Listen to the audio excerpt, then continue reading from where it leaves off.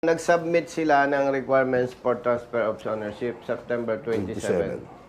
Tinanggap ang documents, di ba? Yes po. Okay. Manila North ba ang CR mo, sir? Ma'am, Sige, kayo muna yung mag-usap. CR po, Titignan ko lang. Sige. Kasi Sino nakaharap mo? Si ma'am. Siya. October 29 ang problema mo. So, bakit ka hindi natapos? Ano po? Bali nung pagpunta po kasi po namin dito, tapos sabi po, hihintayin pa daw po yung sagot ng mother title po at sa Muntinlupa po. Mother file. Mother file. Dumating ang sagot ng Muntinlupa October 16. Ayan, no? Madam, So, October 16. pwede po akong makisigit lang po sandali. Yung unang punta po namin, kasama ko po yung anak ko rito.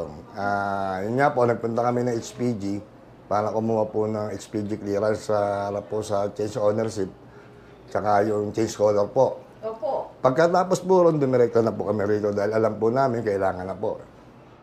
In-accept naman po nila, pagdating doon sa dulo, sabi, pinaserox lahat ng documents para may hawak daw po kaming gamit para in case na gamitin yung motor, may proof pa kami na Photocopy. por. Tama. Ano po, kaso ang sabi po sa amin, balikan na lang daw po next week, Tanungin kita, brother. Anong date ninyo isinabit ang documents? 27 po, ng September. Anong sabi sa inyo? October, September 27 po. sir, September 27 ka nagpa-confirm. Yes po. At nung nagpa-confirm ka, hindi ibig sabihin na September 27, kahit na ano, magagawa namin hanggat walang sagot. Nakita mo to, ito yung petsa na nasagot. Ang sinagot niya, October 16. Pagkala. Yung parte na yon, hindi namin kumbaga, hindi namin kayang gawin hanggat walang confirming from yung official or yung mother file mo. Actually, that time, pwede ka nga, actually, in-advise ka ba na para magawa mo siya nung araw na yon, dumiretso ka na lang sa Muntinlupa. Ikaw ay nagpunta ng October 29.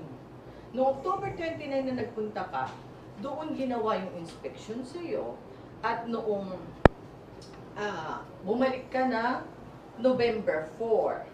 Pero November 4, nakolektahan ka. Ito ang resibo, sir, oh. Tapos, expired na ang kanyang HPG clearance. Tama? Dapat kasi ang CHPG mo nung September 27, dapat ito nagawa ito sa Muntinlupa. Ang CHPG clearance mo, dapat yon nung ginawa ka ng sinulat, hindi ka pa kumuha ng CHPG. Okay, madam. Ako naman, ha? Ako naman. Sumagot ka sa tanong mo, brother. Kailan ka nag-file? Kayo? September 27. September 27. Maraming beses na kayo bumalik. Pero ang huling balik ninyo, November 4. Siya na lang po yung anak ko. Okay. Anong sabi sa'yo ng LTO? Okay na naman daw po. Tapos pagdating ko po dito, okay, ay nga, pinalaman niya po na expired na po Expired yung... na ang CHPG mo. Okay. Kasi yung CHPG Ang nakaharap mo, ako. si Chief. Okay. Chief, may tatanong ako sa'yo. Base sa records, nag-submit sila ng documents for transfer of ownership September At ang 27. sinabi, Kailan na-rehistro? Yung huling punta nyo? Yung ni-raise na po, November 4. November 4. So, teka muna, sir. Kasi baka mamaya i-ano mo eh. September 27, nung nag-submit sila ng records, ang inaano pa lang nila is for confirmation. okay. Kaya nagpa-confirm sila. Okay. Ang kinaklarify ko sa'yo, base sa record, September 27, nag-file sila for transfer of Hindi, ownership. sir, ang file nila no September 27, nag-a-apply pa lang sila. Nag-a-apply pa lang, teka muna, nag-a-apply pa lang sila. At nang pag-a-apply, prerequisite na dapat may confirmation from the mother agency. Ibig sabihin, kasi hindi ho yan lehitimong file ng LTO Manila. Madam, ako muna. Opo. Wag nating habaan ng kwento. September 27, nag-file kayo ng documents for transfer of ownership. Change color po. Okay. Pero sinasabi ng LTO na meron pang confirmation. Ang sabi po sa amin, ang mother title po nasa Muntinlupa. Kaya nga. po. Alam nila yun, So, kailangan ng Alam nila confirmation. yun. Oo. May tanong ako sa'yo, Madam. Nung marehistro ito, expired na ang clearance niya, HPG. Alin? Kaya nga, ang inakiusap Hindi, ang tanong ko daw sa'yo, yan, para- expired na, tama? Alin? Wala sa akin ang file, ha? Wala sa akin. Hindi, pang base sa file yan. documents, tingnan mo. Kaya nga, base sa documents, in-accommodate nila, I do not know, in-accommodate nila para matulungan siya na makabiyahe para magamit niya yung sasakyan niya. Since in-accommodate Madam, ka- excuse me, hindi natin kailangan maraming kwento eh. Lilinawin natin. Nag-file kayo ng documents for transfer of ownership September 27. Ganto, para malinaw yan. Ma'am, excuse. Teka, sir, para malinaw, kukunin ko yung records officer ko na unang nakausap mo tsaka evaluator niyan para alam nyo O, sige, tawagin na mo. yung pagkausap nyo ay paano nangyari na ikinonfirm yan. Bakit hindi, kung kumpleto yung document, hindi agad-agad sinabi sa'yo na pumunta ka na ng Muntinlupa. Kasi Walang kumpleto. sinabi po sa Kaya amin. nga, Hindi, tawagin na lang yung malalaman evaluation ko lang. officer. Patingin nga po para makita ko lang kung sino ang evaluator. Letter B.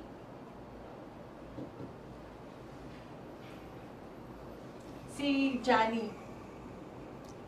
Ay, nakalid pala yung evaluator. Okay. So, hindi ko alam. So, wala evaluator. Opo. Madam, ganito, Nandito lang yun. nag-file kayo for transfer of ownership September 27. Base sa documents, in-evaluate ko na eh. At sinasabi ng evaluator ni Madam, kahit si Madam, dahil ang mother file hindi dito, Sa kundi Muntinlupa nasa raw. Muntinlupa, kaya maghihintay ng confirmation. Naghihintay ng confirmation. Tama po. Opo. May tanong ako sa iyo, ma'am. Alam po ba ninyo na may memo ang LTO? Na, Na kapag ang mother file ay within the region, ibig sabihin within the region, ang mother file niya nasa Muntinlupa, which is part ng NCR. At ang inyong distrito, part ng NCR. Alam po ba ninyo na may memo, hindi kailangan ng confirmation? sir, yung hindi kailangan ng confirmation, it refers only sa initial registration we're in. Ang hinihingi lang namin ay certified true copy. Public interest, naka-record tayo kasi Opo, government naman to. oo. So, Talagang hindi po pwedeng, walang confirmation yan, lalo na kung yan... hindi, ay ganito, registered madam. registry. Ang tanong ko sa iyo, alam mo ba Alam ko, sir, at alam ko, na kapag ang alam ko na yaan, yung walang confirmation, yaan sa mga new registration at kailangan lang yan, tatatakan lang from the regional. how about transfer of ownership? Alin? Yung transfer of ownership, if the new registration is from the regional office, yan, tatatakan lang yan, sir. Hindi kailangan ng confirmation, ganito. pero itatatak lang yan, sir. Pero ang transfer of Aware ka ownership... dito sa memo na to?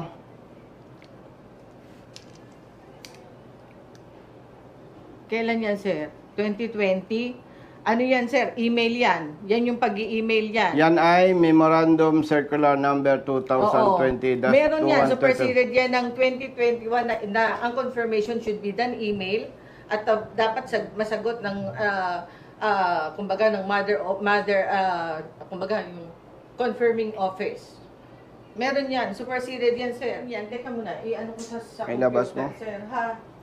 Yung meron yan, sir. Confirmation by email. Kasi sino una? Okay, madam, ganito, no? Kanina ko pa napansin eh. Nakakaisang pantanong pala ako, ang dami mo na sinabi. Ang sinasabi mo sa kanila, para mabilis ang proseso, makakabuti kung pupunta sila sa Muntinlupa para sa confirmation. Kung meron na silang CHPG, kasi yun nga ang... Hindi, yun ang nga- gulo kasi, eto Hindi, na kasi- lang. Teka, sir, ganito, papaliwanag ko ha, papaliwanag ko lang, sir.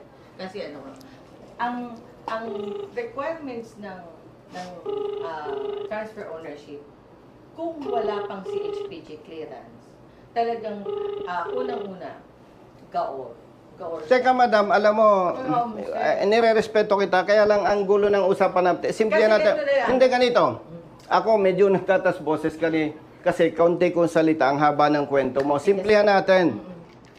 Nag-file sila September 27.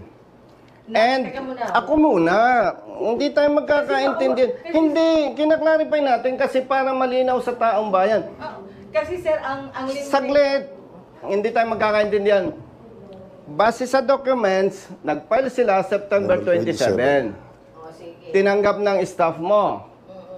Pero ang sinasabi ninyo, Kailangan pa ng confirmation sa Muntinlupa. Teka muna ha, isusulat Ang ko gusto para kong- maliwanag ha. Ang gusto kong sabihin sa iyo, pag within the region, hindi na kailangan ng confirmation. May memo yan. Opo. Mm. Ang memo Ngayon, yan, supersede ngayon, madam, ng email memo. Ngayon, madam, wag na yung email o whatever.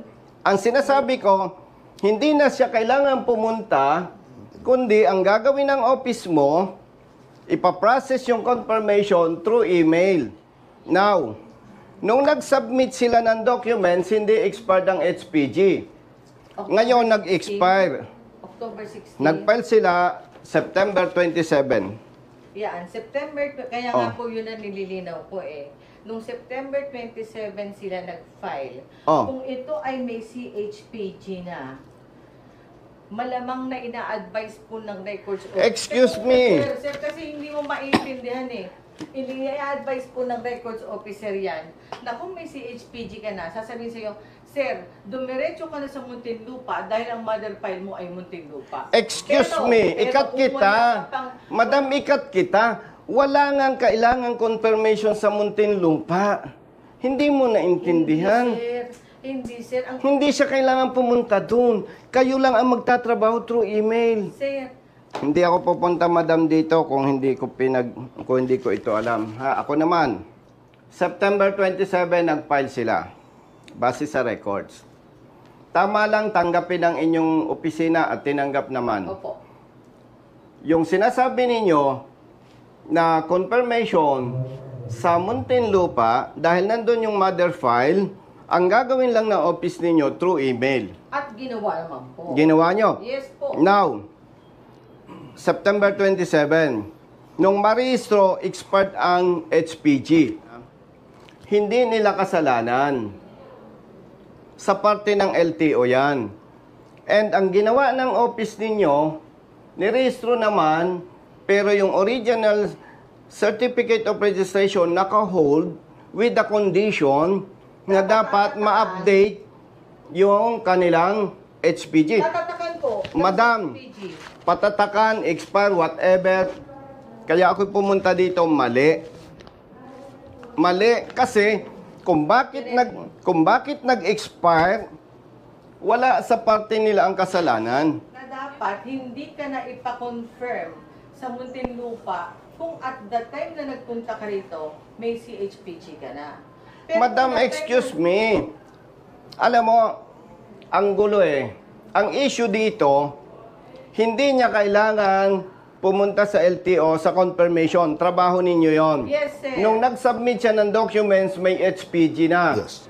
Nung ma-delay ang inyong action taken, expired ang HPG. Nirehistro ninyo.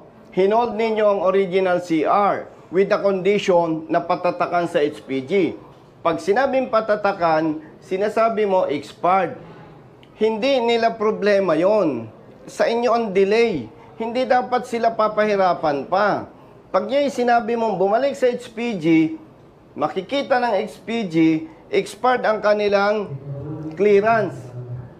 Gagastos na naman yan. Ang punto dito, madam, number 1, within the region, walang gagawin ang car owner. Trabaho ng LTO yan. Hindi nila kailangan pumunta doon. Ang kailangan, yes, pero kanina may sinabi ka, recorded tayo. Oo, sir. Oh. Kung halimbawa, nung panahon na yun na nagpunta siya. Walang usapang panahon o ano paman. Ang dapat ginagawa ninyo, nakita ninyo within the region, yung distrito, dahil Muntinlupa, anong lugar to? Pugoso po. Manila. Manila. Hindi kailangan ng confirmation. Napupunta pa sila doon. Ang gagawin nyo through email. And hindi nyo kailangang i-required sila ng confirmation. May memo. Now, nag-expired ang HPG. Hindi nyo pwedeng i-hold ang kanilang CR, Certificate of Registration, sapagkat yan ay wala sa parte nila kung bakit na-expire, madam. O sige, sir, ganito na lang. Dahil inilapit ka na, sir, boss, Hindi. Ano ko na i-release na ang CR mo, sir. Madam, excuse, lilinawin ko ha. Hindi ko sinasabing dapat i-release ang CR dahil nandito ako. Kaya ako sila sinamahan, napakalinaw. Nag-submit sila ng documents kompleto, tinanggap ng office mo, at sinasabi na kailangan ng confirmation sa Muntinlupa. Samantalang very clear ang memo, within the region, within the same region, hindi kailangan ng confirmation. Ulitin ko po. Yan Ngayon, po madam, ay patapusin mo super ko. Kaya ako nandito, dahil nagsumbong sila, naka-hold ang CR, original. Which is, hindi naman dapat kasi kung na-expired ang HPG clearance, hindi nila kasalanan. Ganun lang. So, i-release nyo ang original CR, hindi dahil ako ay congressman. Kasi hindi naman to trabaho ng congressman. As per your request, kasi No, sinabi mo nga. kailangan mong i-release kasi yun ang tama. Hindi dahil kaya i-release mo dahil ako ay pumapadrino. Kailangan mong i-release sapagkat yun ang tama. Dahil Hindi po, sir. nag-expire. Mag-aano po tayo ng kung ano yung tama. Kasi kung ano yung tama, pag sinabi mo kung ano yung tama, magbabase po tayo sa dokumento. At yung Ano ang dokumento? po ay magsasabing po. O sige, Yun. Let's Kaya nga po, make sige it po, clear. Gagawin ko na lang Hindi, po let's sa make it isang clear. request. Ayaw ko nang napipilitan ka. Ano po, Hindi, ayaw ko nang napipilitan ka. Hindi, okay lang, sir. Hindi namin Para- Kung ikaw ay napipilitan lang, hindi namin tatanggapin ang original CR dahil lalabas na ginagamit ko yung aking posisyon. Opo. Naka-loudspeaker tayo para madinig ni Dr. De La Cruz ng District Office dito sa Manila North po. Manila North. Sino po yan? Opo. Ganito, Director. Itong nagsumbong sa akin, nag-file ng documents for transfer of ownership ng motorsiklo. That was September 27. Opo. Ang mother file nasa Muntinlupa. Opo. Ang sabi nitong LTO North Manila, maghihintay pa ang mga ito ng confirmation. Reply po, Okay po. reply. Samantalang may memo ang LTO, kapag ang distrito, ang mother file is within the region, the same region with the district office, hindi kailangan ang confirmation. Opo. Oo, ngayon, ngayon, na-delay ang proseso. Na-expired ang HPG clearance.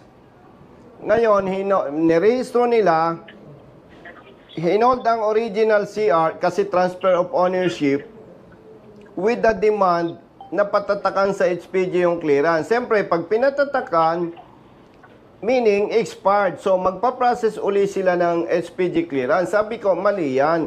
Kasi ang naging cause of delay is within the LTO. Tama ba? Opo. Tama po. Ngayon, kaya ako nandito, okay naman kay madam, ipare-release niya yung original CR. Ang hindi lang acceptable sa part ko, yung sabing dahil kay Congressman Bosita, ipapa-release niya. Ang gusto ko, klaro. Number one, ulitin ko, Director, pag within the region, hindi kailangan ang confirmation, office to office lang. I-accept lang yung documents, kung kompleto, i-process ang transfer of ownership so that yung HPG clearance hindi mag-expire. Tama po. Oo, kaya ako'y tumawag sa'yo, ayaw ko na parang ang dating, marirelease yung original CR. Doon tayo sa tama. Parang to. Oo. Ayaw ko, Director, na marirelease ang original CR na parang ang dating dahil congressman ako. Hindi ganon. Doon tayo sa tama. Kindly reiterate your memo to all district offices kasi nagkakaproblema katulad nito. Sige po. Yes, Oh, by the way, madam, ang kausap ko po ang executive director ng LTO, si Attorney Greg Puwa. Director, nandito si Madam De La Cruz. Hello, sir. Hello, Sir Edi. Opo. Sir Edi. Dapat within the region nga, may memo na tayo. Yes. Yes, Kong. We will issue the necessary memo, Kong, and then we issue the necessary notice to explain doon sa hindi nag-check ng email. Yung nag-follow up naman talaga dyan sa Manila South, doon sa mother file, at bakit ang tagal mag-reply. Opo. Itutukan namin to, Kong. Yes, sir. Okay, Director, maraming salamat. Thank you po. Salamat Thank you, po. Director. Sige, anak, kunin mo na yung ano niyan, yung Yung CR. when it comes to mga Yes, kaya dapat kung problema within the office of LTO, kayo ang magsesettle, not the car owner. Madam, pakireiterate mo sa tao mo. Pagka within the region yung mother file, ang nakikita ko dyan, i-process ninyo, Anak, halika. Pirma, print name, cellphone number, date to date.